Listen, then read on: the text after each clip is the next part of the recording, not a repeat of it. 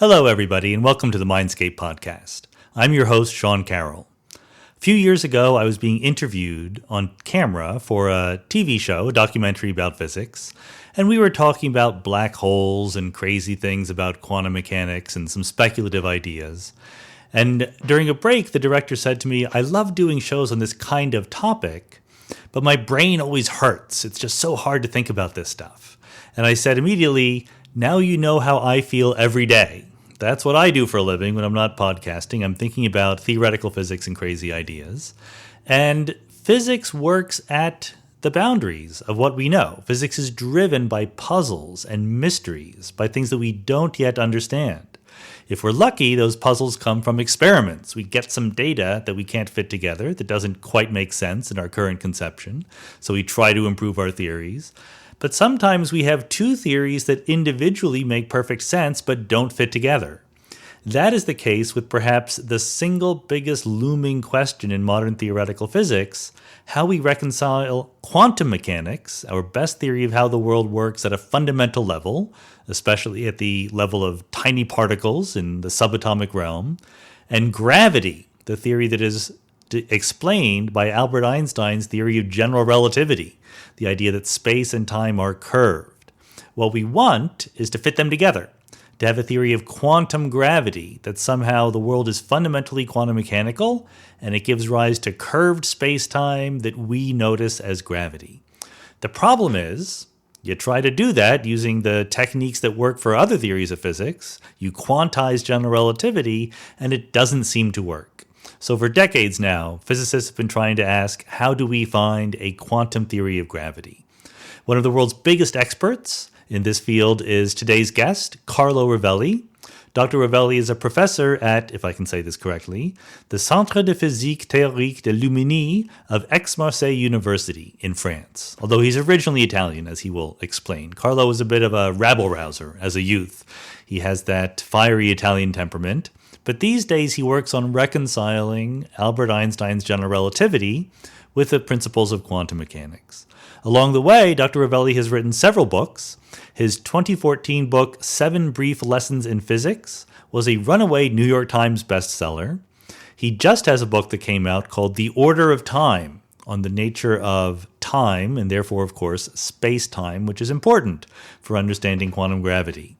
The latest news I heard was that the audiobook version of The Order of Time is going to be read by the actor Benedict Cumberbatch. As a fellow book author who has to read his own books, this makes me very jealous. But what we'll talk about with Dr. Rovelli is the subject of quantum gravity. As I alluded to, given something that we think we understand, electromagnetism or the nuclear forces, there's a cookbook procedure for taking that classical theory and quantizing it. It breaks down when you try to do this for gravity. So what do? This is a big topic in theoretical physics today. The most popular answer, as you may have heard, is something called string theory. It grew directly out of particle physics, just by saying that we should replace the idea of little point particles being the most fundamental ingredients of nature with little pieces of vibrating string. That sounds like a crazy speculative idea, but it leads you directly to predict the existence of gravity. So who knows? It seems to be very promising, but it hasn't exactly, let us say, to be very modest about it, explained all of the things we want to explain about the universe. So Dr. Rovelli is a champion of a different perspective called loop quantum gravity. He was one of the originators of this idea. It's relatively straightforward in its approach. It says, take general relativity. We know what that is. Einstein gave it to us. And maybe the reason why it fails when we try to straightforwardly quantize it is just that we're not quite clever enough. Maybe there is a not quite straightforward way of taking general relativity and plugging it into the rules of quantum mechanics. So loop quantum gravity right now is sort of a plucky minority point of view. It's not nearly as popular as string theory is. But to be very fair, we don't know what is right. It's certainly a respectable thing, and given that we don't know the answer, it's important that we pursue lots of different possibilities. Maybe it's going to be the case that some hybrid version of both string theory and loop quantum gravity will eventually turn out to be right. Maybe the techniques from one will be very useful in the other one. I asked Carlo about this in the podcast interview, and he immediately slapped me down. He was not in favor of the idea that string theory and loop quantum gravity will be someday reconciled, but he's also a fair guy. He knows that we have to keep an open mind about these things. Since we don't know how to quantize gravity, perhaps it comes down to taste, in the sense of there's different important principles of quantum mechanics, of gravity, that somehow have to be reconciled. Some of them are going to go. Some of them are going to be preserved. Which ones are most important? That's why it's important that we have different people working on different approaches, because we don't yet know which one is going to be correct. So, solving the biggest outstanding puzzle in theoretical physics today, that's our podcast topic. Let's go.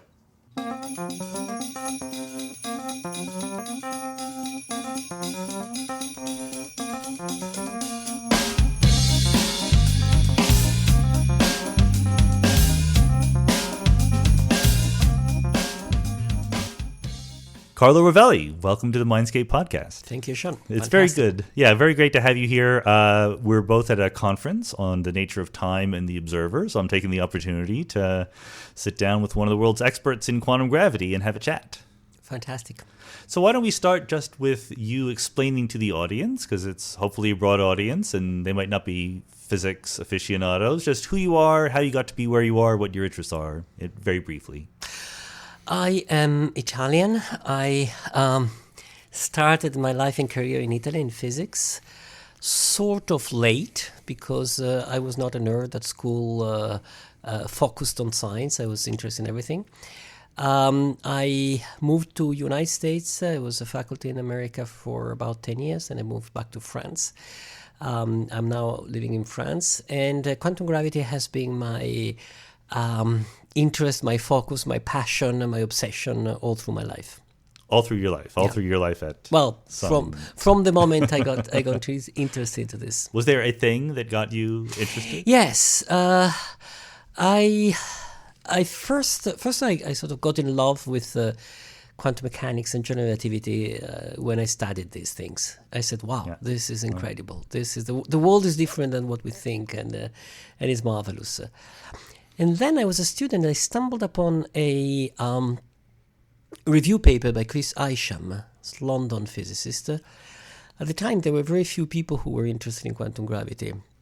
So what year are we talking? 76, 78, something like that.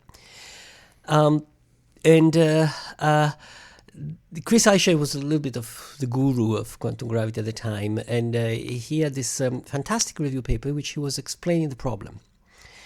And I read it. I didn't understand much, of course, but it said space and time are not what you think they are, even after Einstein, even after quantum mechanics. And more than that, it said space and time, we don't yet know what they are. We're not sure what they are. And here is a fantastic open problem, the core of modern physics. We don't understand the basic grammar of the universe. And I said, wow, this is what I want to do the rest of my life. And actually I did. Very good. I mean, I think that we can all agree the reconciliation of quantum mechanics and gravity is one of the great challenges of modern physics right now. It has been for quite a while. Let's get there sort of by starting with explaining quantum mechanics and explaining gravity. Maybe gravity is easier to do first. So what would be your potted because quantum mechanics is hard. Yeah, we will have a discussion about quantum mechanics. We'll agree on gravity. Gravity is sort of easier.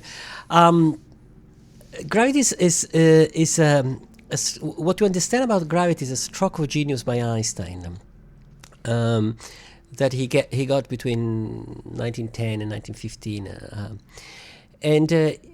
What happened is this, that Newton had introduced this idea of a space in which we live and an absolute time which passes independently of everything, which was a Newtonian idea. It's not an older idea, because before him, space was just sort of how things are ordered, who is next to whom, and time was just sort of counting things that happen. A label, yeah. Right, so day, night, and you count them 1, 2, 3, and that's time, which means that if nothing happens, there's no time, right? But Newton introduced this idea that time is time by itself, and space is space by itself. Is there even if there's nothing else? And Einstein, at 10 years earlier, had figured out with special relativity that space and time, you can view them pretty much in a single thing that today we call Minkowski space-time, which is a sort of background of the world on which things evolve, things happen. And Einstein was fascinated by Maxwell theory, by electromagnetism, which was not very old at his time, because it was 30, 40 years old, something like that. So much less old than what general relativity and quantum mechanics are for today. Yeah. So Maxwell put together electricity and magnetism into electromagnetism roughly 1860s. 1860s, right. Yeah, and so Einstein is thinking turn of the century now. Right, and turn of the century, 40 years later. And however, the success of Maxwell theory was immense, right? Because immediately it was used for technology. Yeah. There were electric engines. In fact, the father of Einstein was building electric plants in northern Italy. He was working with the Maxwell equation. Well, there wouldn't be no podcasts without electromagnetism. There would be no podcast without electromagnetism, right, without understanding electromagnetism. And the idea of Maxwell and Faraday was that there is this field. So electromagnetism is a field. So it's something that is all over. It can move according to the equation that Maxwell wrote. And Faraday was visualizing the field as a sort of web of lines going all over, very, very fine, infinitely fine sort of. And we're immersed in this field. Mm-hmm. And Einstein realized that gravity also should be described by a field. There should be a gravitational field somehow. And he asked himself how to describe this field. And then he got the stroke of genius. And stroke of genius is that Einstein is that Newton's space-time and the gravitational field are actually the same thing. Mm. That's a stroke of that's general relativity as I understand it. Yeah. And in fact, generally it is presented in book by saying, well, gravitational field is nothing else than space-time. But I like better to think it the other way around. Space-time, nothing else than gravitational field. The same thing, right? When you understand that two things are the same, you can say it two different ways. Right. So Einstein is saying that gravity is not a thing that lives in space-time. It's a manifestation of the nature of space-time itself. Exactly. It's not one additional thing that lives in space-time. It's a manifestation of Newtonian space and time. So this clear background that Newton told us is actually there, but is the gravitational field. It's the same thing as the gravitational field, which means it can move, it can stretch, it can bend. And Einstein wrote the equation for that, and this is a gravitational wave, the black hole, so this thing. So that's one ingredient. Yeah, I'm on board. I'm with you. So that's the easy part, right? That's the easy part. We give this great credit to Einstein in around 1915 or so. He finally put the finishing touches on general relativity, one of the great intellectual accomplishments of history. And part of that is that it was almost a singular genius, right? Like Einstein didn't have a lot of competition while he was doing it. But at the same time, as Richard Feynman famously said, the day after he did it, lots of people understood what he had done. Like it was a clear thing. In some sense, even though it's a different notion of space-time, general relativity is still within the classical Newtonian paradigm of physics. There's something, space-time, it has properties, it has curvature, and you can measure it as precisely as you want. And then we come to quantum mechanics, which is a wholly different thing. And why don't you tell us what quantum mechanics is? Quantum mechanics is a thing that Feynman said nobody understands it. So that was the follow-up to that quote, right? Right, right. Which means that everybody understands it, but everybody in a different manner, so to say. Quantum mechanics, which also owns a lot to Einstein. Einstein's first who really understood that it was needed and made the first steps. In my understanding, quantum mechanics it tells us three things about the world which we didn't know before, and it's sort of the mathematical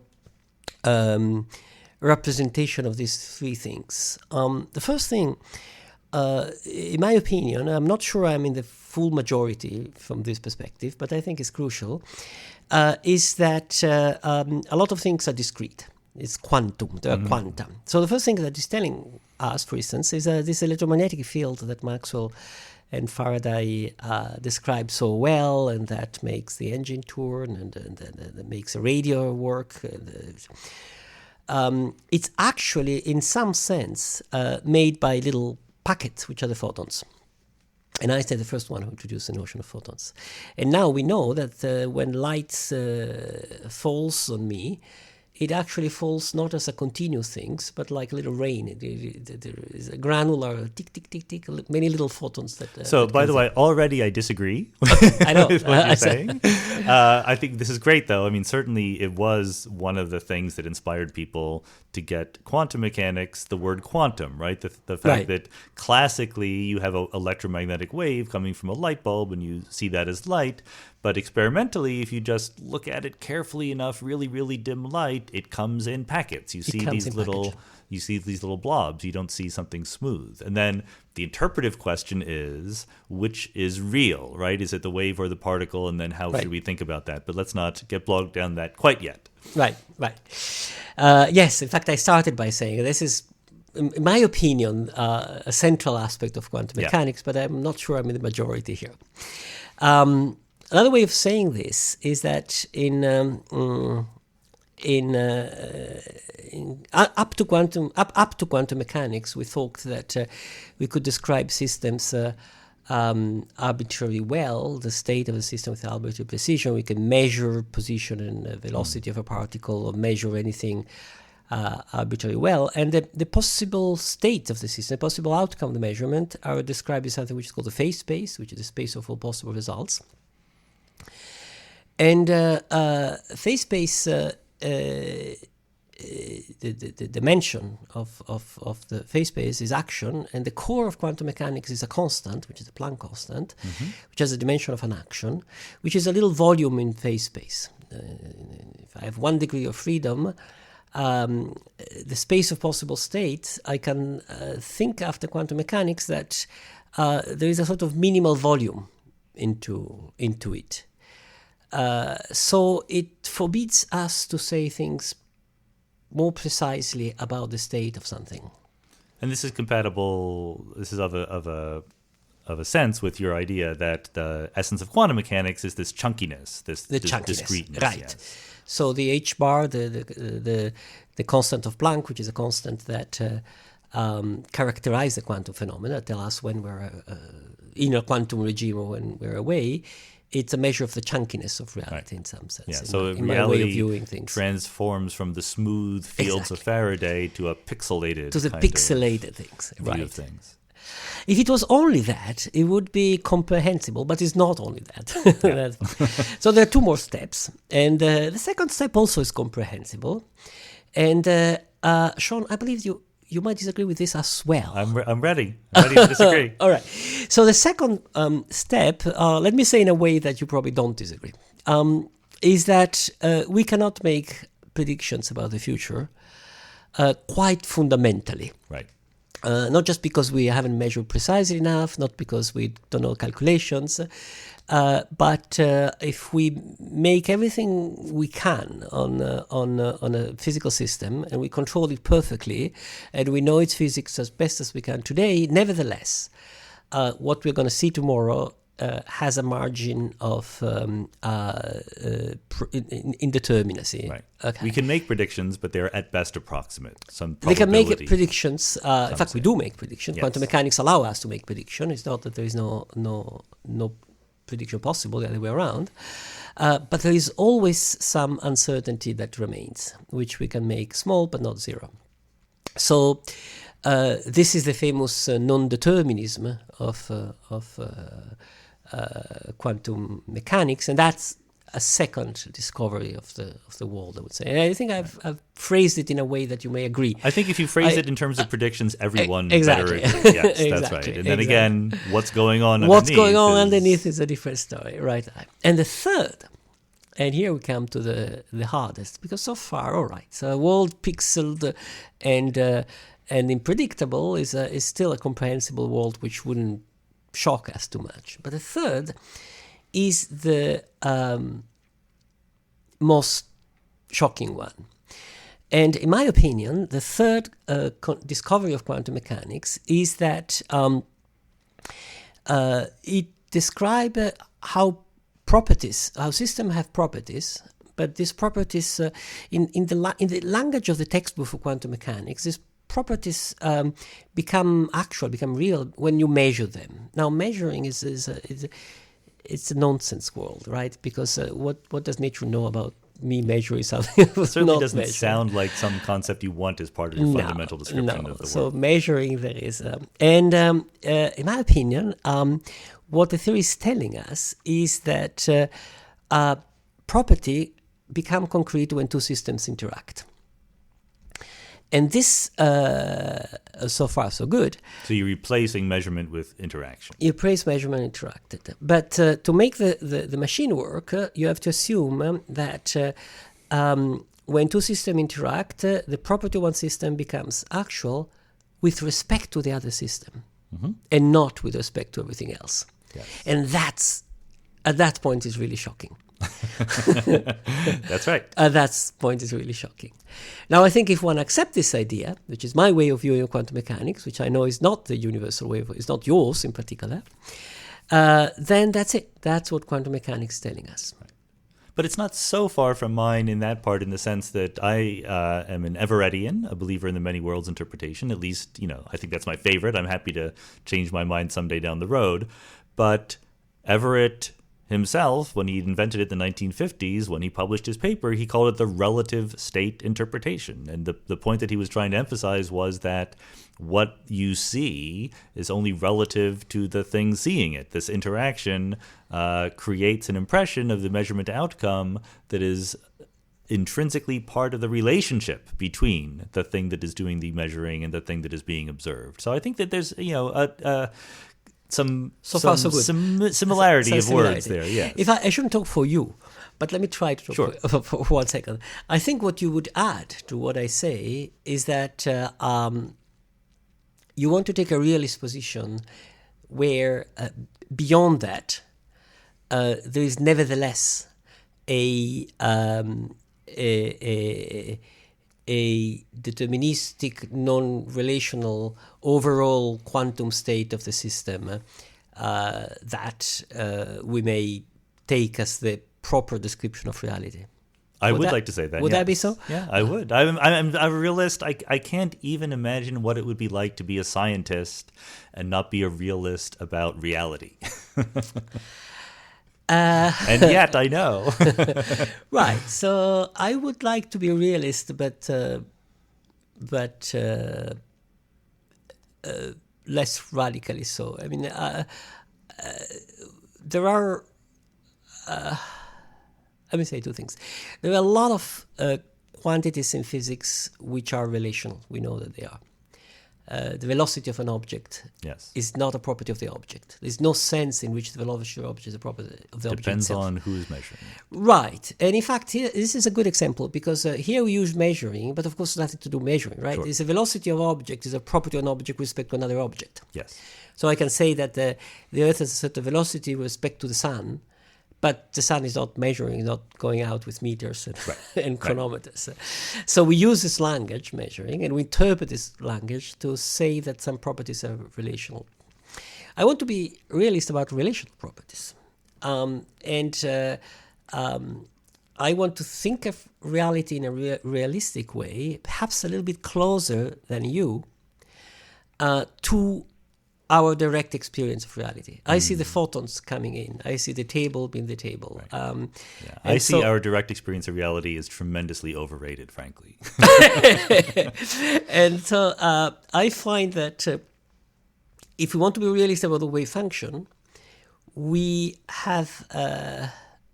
Actually, let me step back one moment.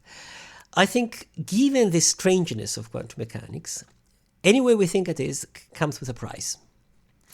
So we have options. Yes. We have a number of options. And we have been talking about two options. Okay, mm-hmm. The sort of many-world interpretation in which you have this wave function of everything, which come with a price, or the sort of strictly relational view, mm-hmm. which I described, which also come with a price. And there are others, and they have their own price. Right, that's right. And many discussions about quantum mechanics are, well, which price are we ready to pay? Mm-hmm. And the price of the relational interpretation I described is this weakening of realism. So to say, what the state of the system? Well, I don't know. It doesn't matter. It doesn't have a state. It only has a state with respect to A, that is a state with respect to B, and is a state with respect to C. Right. And there is no solid, objective, overall picture.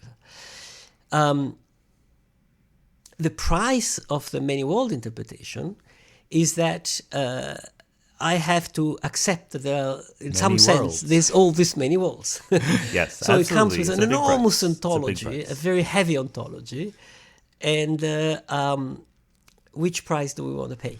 In one way or the other, it contradicts our previous way of thinking of reality. Sure, absolutely, and I couldn't agree more about the idea that there is a price to be paid. I could disagree a little bit about the heaviness of the ontology that is associated with many worlds, but I think that this is a good lesson, because all we need for today's conversation is the clear fact that we have at the same time a way to do quantum mechanics. We use quantum mechanics as physicists every day. It's been spectacularly verified experimentally. We know how to use it. We have a recipe. We have a black box, and it right? works. And it works fantastically well. And we don't have anything close to an agreement on what it is, what the fundamentals of it really say. So there'll be a wonderful thing to figure out once and for all, but maybe we don't need to do that for the question of quantizing gravity. So just to put the puzzle, the task in perspective, since we grew up, we human beings, as classical people, and, classical mechanics was invented first. It is very intuitive to us. Even if pendulums and inclined planes tortured us as undergraduates, we kind of get it in a fundamental, visceral way. So we always start by thinking about systems from this classical point of view, and then we quantize them. We elevate the classical description to some quantum mechanical theory. Now, presumably nature or God doesn't work that way, right? Nature just is quantum, and we can look for classical limits. But nevertheless, we poor benighted human beings, given the classical system, we want to quantize it. And we have ways of doing that. There are, again, cookbooks, recipes that work. And then you apply this way to this wonderful thing called general relativity, Einstein's theory of gravity, and we hit roadblocks. So this is why quantum gravity is hard. And I guess roughly around the 1950s would be when people first started seriously thinking about it, and not till decades later was any kind of progress really made. Would you agree with that? Yes, that's when people started thinking. The first who realized there was a problem, not surprisingly, is Albert Einstein himself, who in 1915 wrote what we call today the basic equation of general relativity. And 1 year later, in 1916, he wrote a paper saying, well, of course, this is an approximation, because gravity should have quantum properties. It's quite remarkable, because quantum mechanics, we read in textbook, that came out 10 years later. But he had invented photons. He had so already invented photons, gravitons and there was right? already the idea that things were quanta at a small scale in some sense. And it's a beautiful page by Einstein in which he says is incredible clarity that in the future his own theory has to be corrected to take into account of quantum mechanics. And here we are. 100 years. And here we are, 100 years later. But you're right. This remained as isolated things. There is some people thinking about that in the 30s. Both in Russia and in the West, Rosen had a paper which started studying it, but especially Bronstein, Matvei Bronstein. In Russia, yes. Russian, yes, was a friend of Landau. And he's the first one who figured out that quantum gravity, namely finding the quantum property of the gravitational field, had to imply some radical revision of space and time. And he said it openly. It's a nice story because it comes from a mistake by Landau. So for the listeners, Lev Landau, a Russian physicist, one of the great minds of 20th century physics, and didn't make a lot of mistakes. No. So a mistake by Landau is a big deal. Right, it's a big deal, in fact. And but, good physicists do make mistakes. Einstein made all sorts of mistakes. And he was the best, yeah. Right. He was best in doing mistakes and getting results. Mm-hmm. Maybe the things go together. When quantum mechanics started to be understood, the formalism, the mathematics, Landau assumed that because of quantum mechanics, it should have been impossible to measure the value of a field, the electric field in a point. And Bohr, who was a big father of quantum mechanics, immediately understood that this was wrong, and there was a long discussion, and Bohr and Rosenfeld wrote a paper showing that Landau was wrong, and Landau recognized that. But Bronstein, who was a friend of Landau, immediately said, well, let's do the same for gravity, and there Landau is right. There is a sense in which you cannot measure the gravitational field in a point, because points lose their meaning in quantum gravity. Yes, that's right. Yes. And why points lose their meaning in quantum gravity? Because the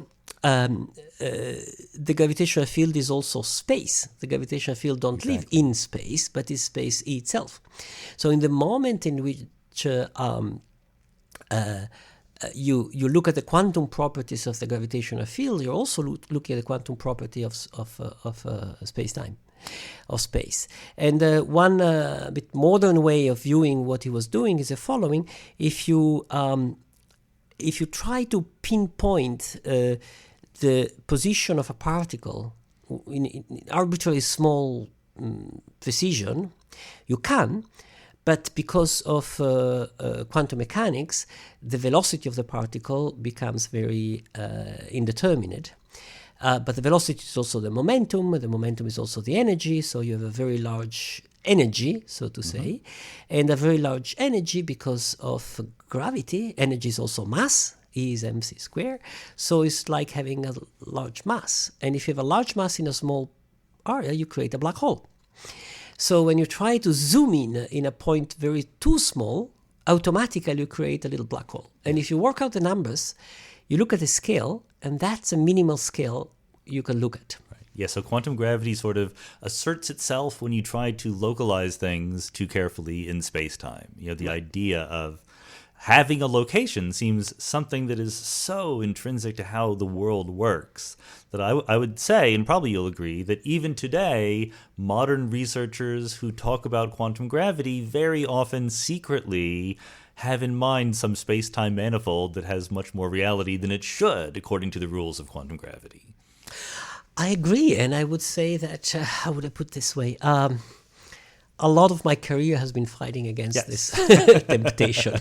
Although, to be fair, Einstein was on the other side, right? Yes, Einstein was on the other side. Was heartbroken at the prospect that if there were a quantum theory of gravity, space-time would lose its primacy, right? He really felt, and he had a right, because he was the boss of space-time, to think that without a notion of where you were in space, if that were not fundamental, he couldn't quite see how even to do physics. But certainly at the intuitive level, it seems like that is how quantum gravity should work. Right. So, do you think you know how to quantize gravity? Do you think I know how to quantize gravity? So let me put it this way. Me and my friends, a good group of friends, in a few decades, we have put together a tentative set of equations that can be written on a single piece of paper, which are a tentative solution of the problem. Now, do I hope this to be a quantum theory of gravity? Yes, I definitely do. Do I think it might be a quantum theory of gravity? Yes, I do. Am I sure this is a good quantum theory of gravity? No, not at all. You don't be coy. You should say what the name of your theory is. It's loop quantum gravity. Loop quantum gravity, of course. It's loop quantum gravity, right. That's right. So loop quantum gravity has has been born from the early attempts in the 50s, in the 60s that you mentioned, for the work of Willard DeWitt and many other people, but then has evolved into a more precise mathematical structure to describe the quanta of gravity, this granular structure of space-time, because what the photons are for the electromagnetic field, we think there should be analogous quanta for the gravitational field, but that's a specific characteristic of loop quantum gravity. Since the gravitational field does not live in space-time, is not a field in space-time, but it's space-time itself, the quanta do not live in space or in space-time. They are themselves space-time. So they should not be confused with the gravitons, which are sort of a first approximation to quantum gravity, which are little particles like photons that move in space. They're very, very, very much brothers of photons. The quanta of gravity in loop quantum gravity are the grains out of which space or the gravitational field is built. And they are discrete, so they cannot be further cut in smaller pieces. So that pixel granular structure is right there. The pixel granular structure is right there at the beginning. And we have a state, a Hilbert space, I mean the mathematics of quantum mechanics that describe this pixeled space. And the space of our experience is like the many pixels seen from a large distance when you don't see anymore the discreteness. Like a good high-resolution TV screen. If you're like a high-resolution TV screen, which is nice and smooth and continuous. Right. But if you go very, very close, you see the individual pixels. And is there a way to concisely explain the word loop in the phrase loop quantum gravity? Yes. First of all, it has remained a little bit historically. Now it's less loopy than the beginning, but in some sense, yes. In some sense, right? Or it's more loopy. I don't know. The loop comes from this. The pixels themselves are, how would I say? They know who is next to who. They know who is next to who. So one can represent that with little links from loop to loop. So you have all these dots linked to one another that forms a net. In fact, we call them network, or more precisely spin network. Spin because there is something of the mathematics of the spin in describing it. So imagine this network, and if you start from one of the pixels and go around, link, and loop back, you make a loop. Right. So these are the loops on loop quantum gravity. And historically, the first mathematical description of these things that were found were only single sort of pixels along a loop, individual loops. This is when Ted Jacobson and Liz Smolin stumbled upon a solution of what was considered at the time the main equation of quantum gravity, which is called the Willard-DeWitt equation. And these solutions depended on loops. And so we started wondering, what are these loops? and slowly we realized that these are the quanta. This can be thought as the individual quanta of space. And in fact, they don't just loop or knots or link, but they are they can cross. So it's better to think as a network than a set of loops. And I know that at least at some point in the development of the theory, there's an image of almost like chainmail, in the sense that there were little loops that sort of tied around each other, and that gave space its effective geometry and reality. Is that still how things are thought of now, or is that kind of evaporated? Yes. It's a little less chainmail-y, chainmail as before, because at the beginning we were working really with little loops, and we were thinking of loops sort of linked to one another. So I remember at some point I was in Verona, and I decided to buy a large number of key rings. Okay. And attached one to the other to make a sort of three-dimensional chainmail. This is what I'm remembering. Good. Yeah, that's right. And then I was going around. In fact, I gave a talk in Princeton going with my chainmail, and John Wheeler, who was a big grandfather of thinking about, when he saw it, he was very excited because he said, yes, that's how I think about space at the very, very small. And he ran away and came with a copy of his book. I didn't know that, but in his book there is a picture that he drew decades before, which is a sort of chainmail. All right. I mean, so it's inevitable to mention that once you have these little one-dimensional loops, it almost begins to sound like string theory. It begins to sound like string theory, right? Because these loops are made by lines, and it's like strings. The first difference with respect to at least to old string theory, to how people started thinking of string theory at the beginning, is that a string is a closed string is a little loop, but it's a little loop that moves in space. That's right. While these do not move in space, they make space themselves. Yeah, so, no, I think that's exactly right. That's a core difference, the original difference.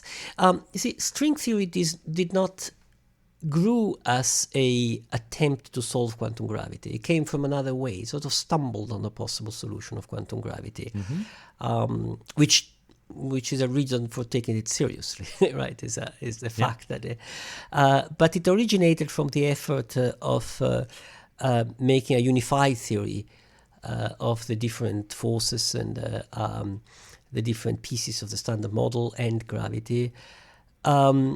So people who worked in string theory, especially at the beginning, were not, how would I say, we're mostly thinking in a sort of pre-general relativistic way. This is space-time, and over space-time there are things that move. And while loop quantum gravity emerged more from the core general relativistic world, where there is no fixed space-time on which things happen. Space-time itself is something that we're describing. So let me sort of give my version, because I think it's interesting to explore this rivalry, as it were. Loop quantum gravity and string theory, it's safe to say, are the two leading candidates, just in terms of voting by people doing research on in terms them, of quantum gravity. Number of people. And like you say, loop quantum gravity arose out of a fairly direct approach to the question of how to reconcile gravity in quantum mechanics. We knew gravity. Einstein had this theory of general relativity. We have rules for quantizing things.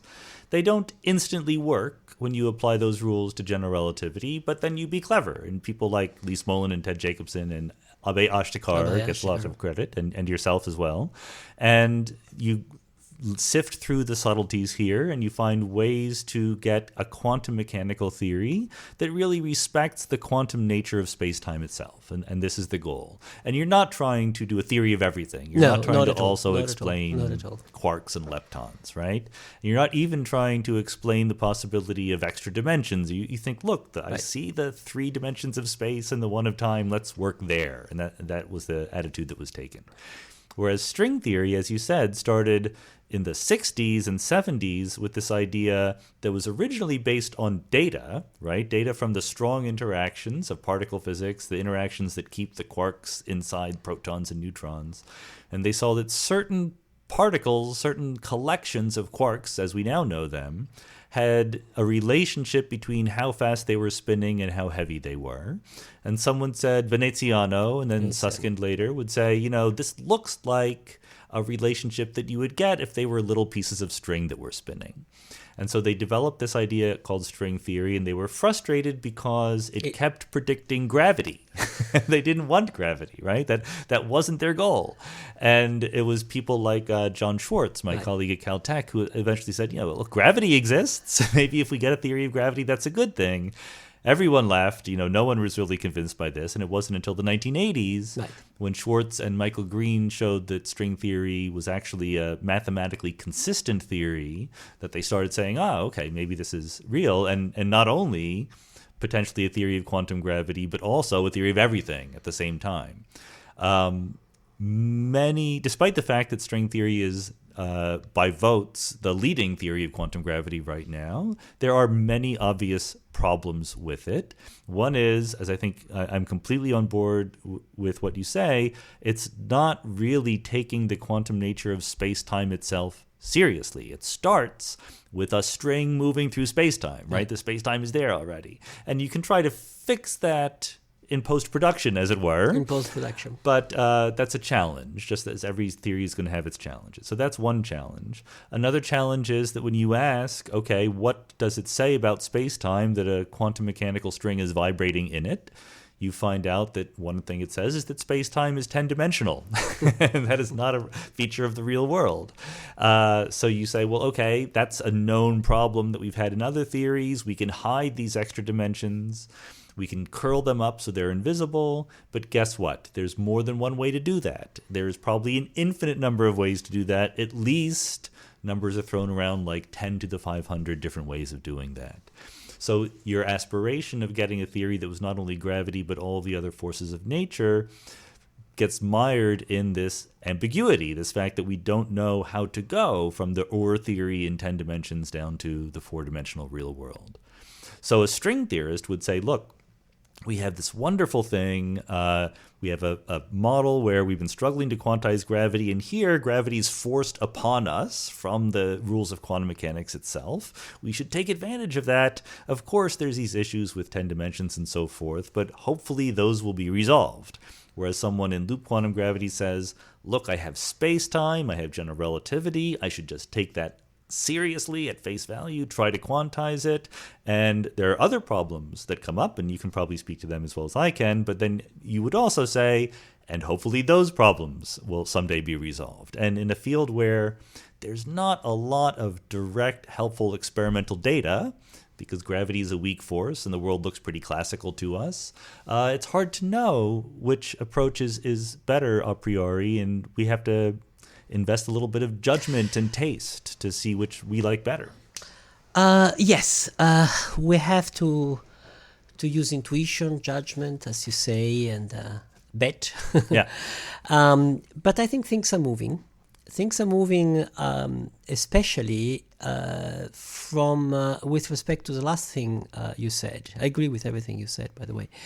There is perhaps today less a sense that we are moving in a realm completely detached from measurement and from experiments. Not that there are clear-cut quantum gravity experiments that choose between theories, certainly not. Not yet. Not yet. But I would say it's not so far, and there's a number of things that have happened recently. First of all, remember that we have experiments that have ruled out SU5, so which are at a scale which is not very different from the quantum gravity scale, maybe 2 or 3 orders of magnitude. That's right. So SU5 was this idea from the 1970s. Before we were worrying about quantum gravity, it was a particular take on how to unify all of the other forces of nature. Unification without gravity. Without gravity. So they called it grand unification. It wasn't that grand. Also, it didn't work, like you said. The good news was it made explicit experimental predictions. The bad news is we did the experiment. The proton should decay into lighter particles, positrons and neutrinos and so forth, and it hasn't. We've been looking for that for a long time. It hasn't. And that's an example in which there was a measurement at a scale not so far from the scale of quantum gravity. But more recently, there have been a number of empirical results which tell us something about quantum gravity, I believe.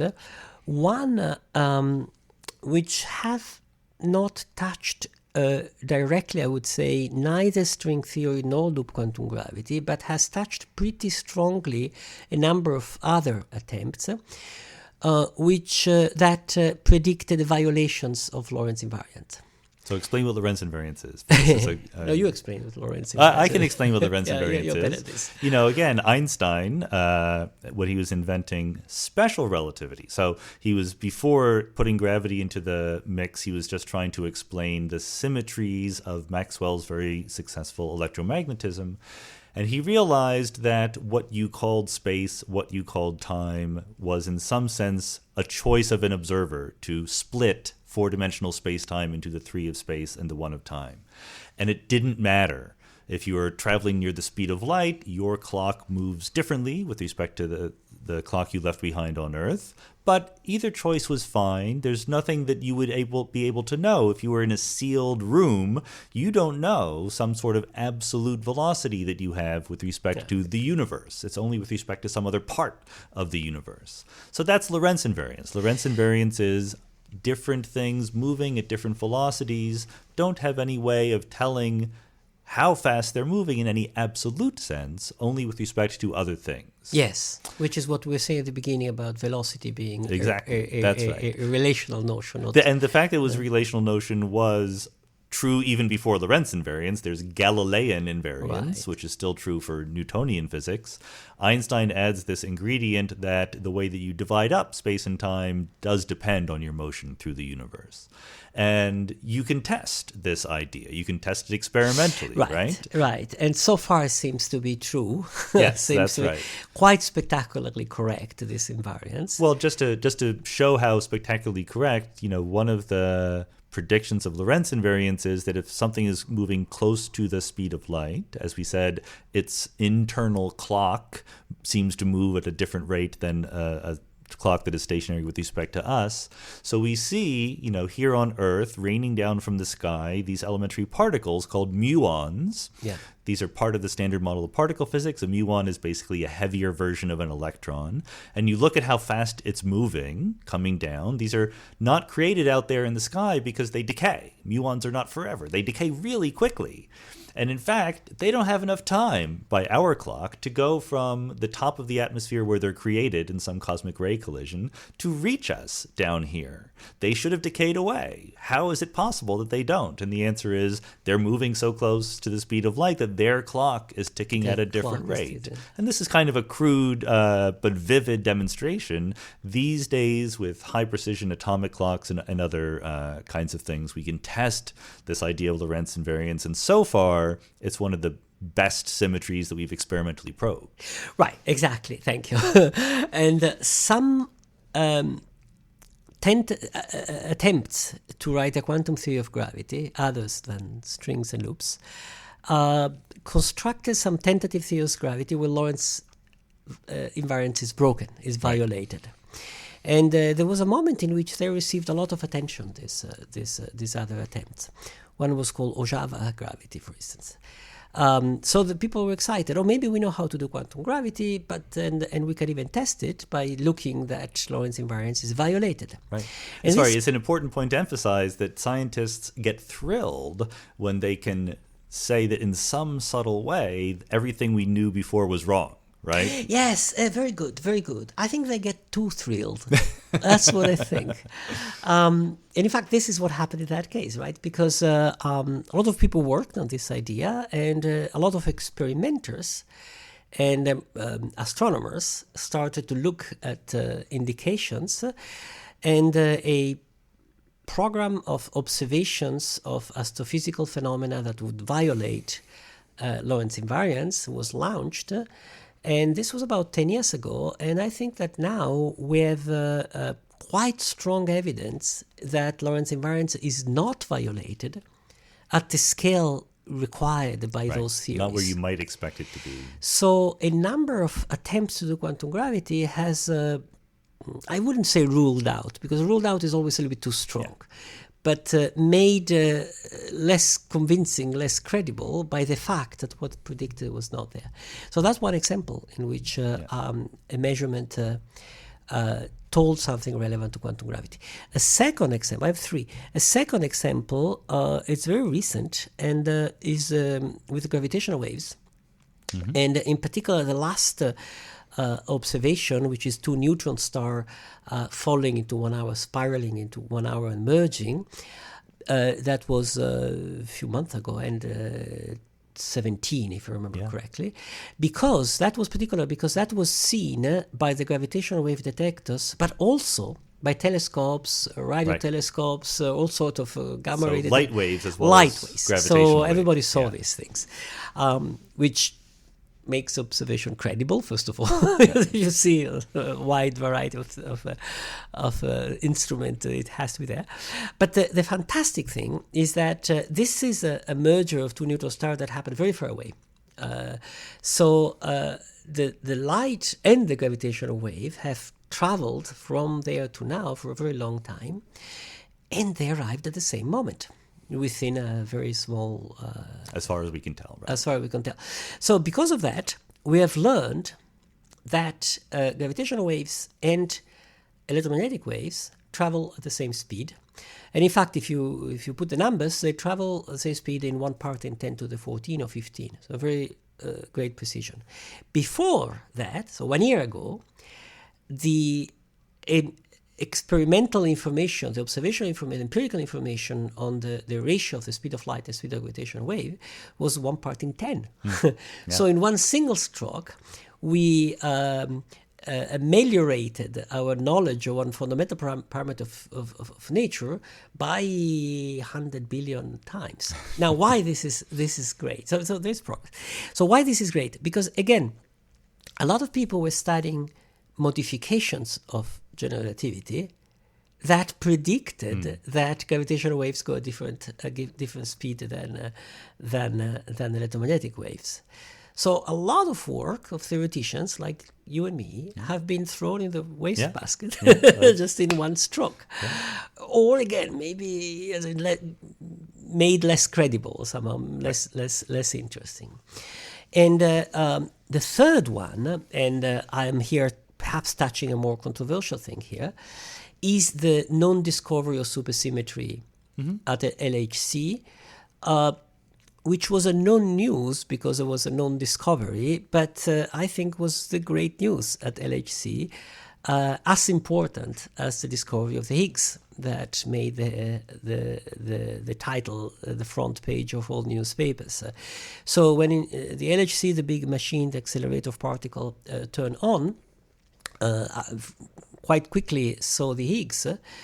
Fantastic, it was predicted by standard model, but there was a very large part of the community of theoretical physicists that expected very strongly, was almost convinced that supersymmetric particle had to come out and be seen.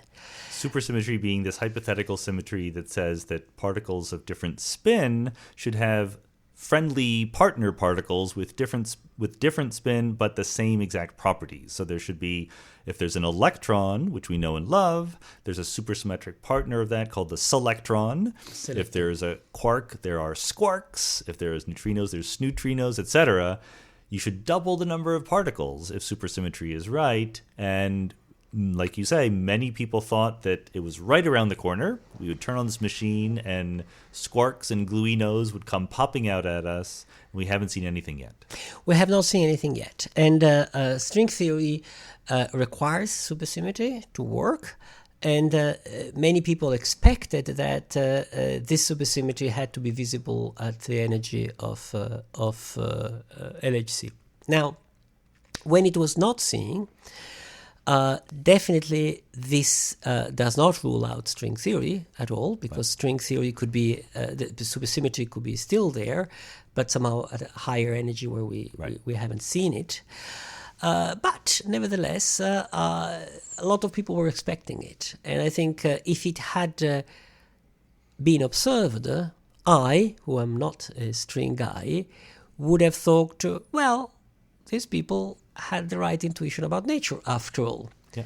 So maybe these people have a point for them. It wouldn't prove the string theory right, but it would be a plus in that direction. I think that's very fair. It's not, there was no absolute rock hard prediction either way, but had you seen supersymmetry, your credence in string theory would have crept up a little bit. Exactly. The fact that you didn't see it, therefore, means it better go down a little bit. Exactly.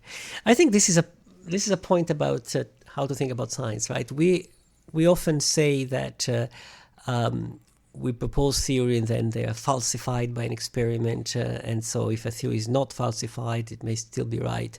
But I think things are a little bit more complicated because we put credibility in theory, and the more sort of good indirect things happen, the more our credibility goes up, and the more sort of things don't work, the credibility goes down. Yeah. So or it should. Yes, exactly. So science also works this way, through hints, through indirect thing. And so what I'm saying is that violation of symmetry is one. The speed of the gravitational electromagnetic waves is another one. Supersymmetry is another one. We're learning. Yeah. We're learning things which are all relevant toward quantum gravity. And there's also a lot of attention now in doing toward doing experiments It's always healthy, right? quantum gravity. Yeah. There is one experiment which has been proposed, which I find very exciting, which would not distinguish between quantum gravity theories, but would prove that space is quantized, so that gravity is quantized, which has been proposed by two independent groups last year or 2 years ago. And I'm very excited about it. So I hope people would do that soon. And so let me explain it, because you take one particle, a sort of nanoparticle, small things that people now know how to work with, and you quantum split. You put it in a superposition of two positions. And you take another particle, and you also quantum split. And these two particles, both split, are next to one another. Mm-hmm. So now there is the gravitational interaction between the two. So each one is in the Newtonian field of the other. So when we say nanoparticles, this is not an elementary particle like an electron, but it's like a little mote of dust. It's a small dust. Yes. It's a small grain of dust, right? And these, them, the people in the laboratories are able to put it as quantum superposition of two different positions. So you have two particles, both of them in a superposition next to one another, and so each one of them feels the gravitational force of the two branches in which the other one is, and because of that, the state of the two particles gets entangled. And now there are very clean ways to see if two things are entangled. Yes.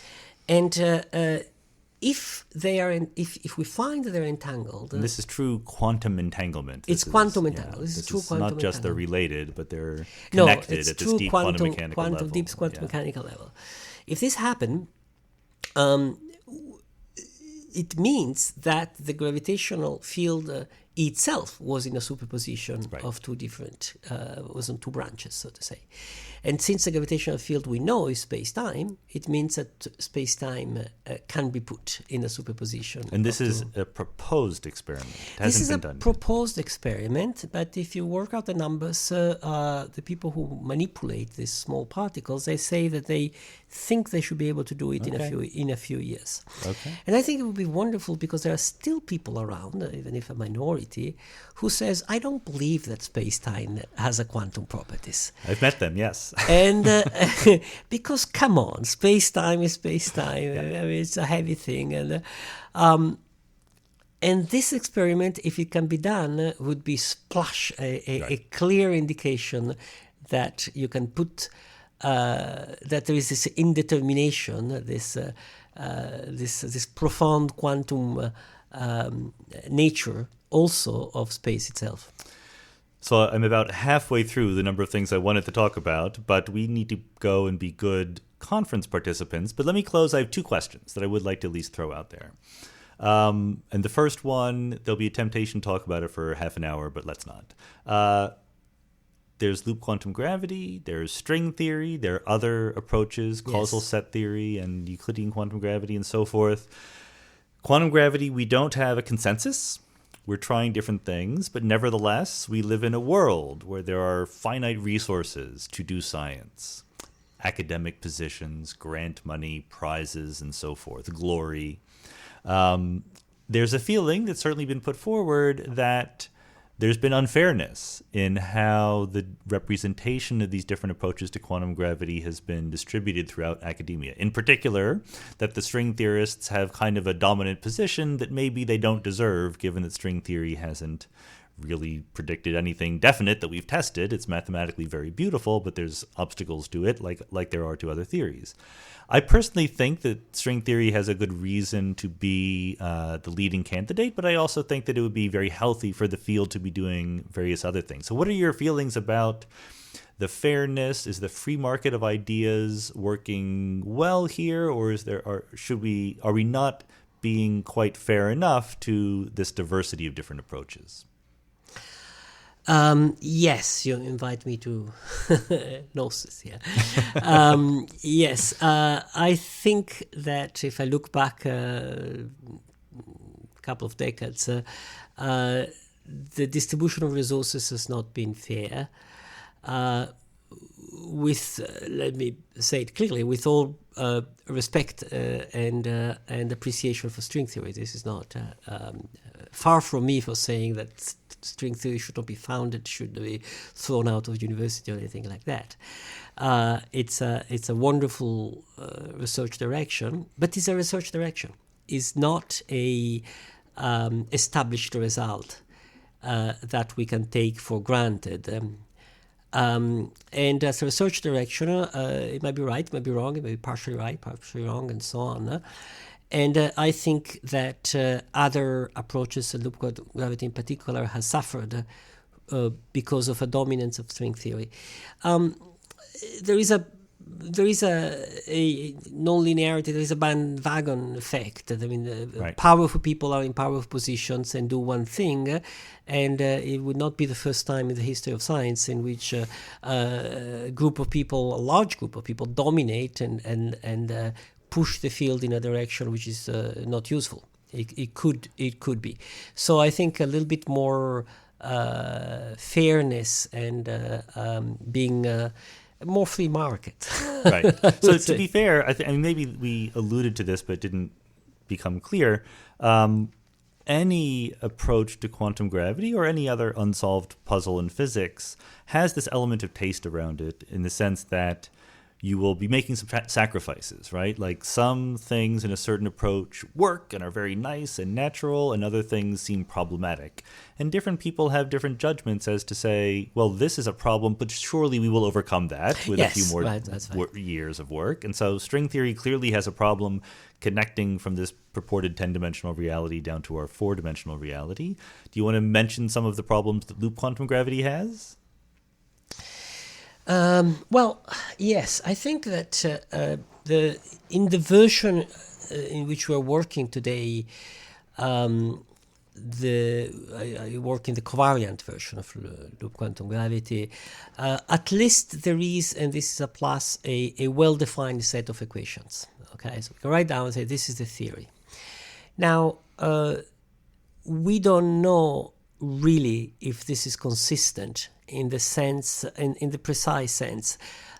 We can use it sort of order by order to give to compute, but we don't know if this converges in any sense. So even in the weakest possible sense, we don't know if going to next order the theory doesn't go fully elsewhere. So this is one of those famous things in quantum theories where you might calculate a good approximation, but then you try to make your approximation better and everything blows up. And everything blows up. Right, right. So since this is not being proved, this is not being checked, there aren't even sort of good indications for believing so, this is definitely a weakness of the theory. Yeah. The theory could blow up still and be meaningless. However, I think that what we need is not more mathematics. We need to apply this theory to reality. I'm working on the application to black holes. A lot of people like me is trying to connect loop quantum gravity to astrophysics, cosmology, see if you can say something for, I don't know, dark matter, fast radio burst, gamma ray signals, signatures in the cosmic background radiation. Because at the end of the day, what will convince us that one theory is good or not is not, in my opinion, the mathematical cleanness. No. We don't get it. And someday, that day may be a while before it comes, but you have to explain the data. You have to explain the data. So in the moment in which you say, look, I have a prediction or an explanation of the data and it works well, then the the attention of the community will focus on that. Let me say about the string theory that things have changed with respect to some time ago. I mean, I think there is much more reciprocal respect than 10 years ago. I think there was a moment in which string theory had very high hopes and was sort of saying, we have it. It has backtracked a little bit from that. The hopes were always high. There were hopes for a quick resolution. Right. I would say there was a moment in which people thought, okay, now we're going to compute all the parameters of the standard model. Now we're going to do this and this and that. We're going to see supersymmetry, and we're going to understand dark matter, because dark matter is just a neutralino, whatever. All things will come together. And things are more difficult. Nature is subtle and occasionally malicious. Nature is subtle. So the idea of, we are there, it's a bit more far away. People step back, which means also there is more respect. People are. I talk to string theories more than before, and there is exchange. Obviously, we can learn from one another, right? Because that's the way physics works. Well, and maybe this feeds into the answer to my final question, which is predict the future. What do you see coming in the next 10 or 20 years? And among those things, do you see convergence between different attempts to think about quantum gravity, or do you see more diversity with more things coming, or do you think that someone's just going to get the right answer and everyone will agree? I don't know. No, it's making prediction is always difficult, especially about the future. I don't know. I think that it would be great to think that there's convergence, but in the history of science, there have been huge debates, huge disagreements. We're not in a particularly special situation, right? If you look back at the history of science, there always been very opposite theories, phlogiston, and so on. So there's many of them. It's Copernicus, yes, right, exactly. And usually, one of the two sides turned out to be right, the other turned out to be wrong. And often it took long. It took long to get clarity. What I hope, and I would like to see that this is going to happen, is that, I don't know, we can compute a black hole tunnel into white hole and recognize that some signals are exactly that. And then we have a clear grasp on something which is happening. And so we will see that this is the right direction to go. Well, gravity is out there in the universe. Quantum mechanics is out there in the universe. It's not completely unrealistic to imagine that somehow it will show up. Yes, I do expect it will show up. Somehow it seems much closer today than it seemed 20 years ago. All right. That's a great place to stop. Carlo, thank you so much for coming by. Thank you, Sean. Thanks a lot.